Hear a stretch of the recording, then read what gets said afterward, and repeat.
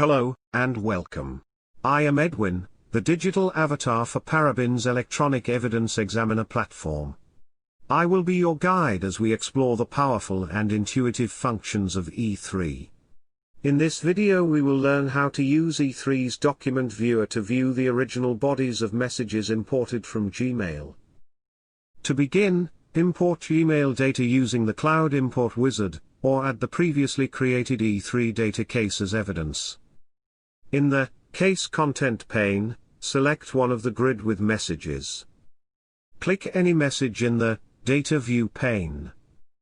In the Attachments pane, click Attachment HTML text.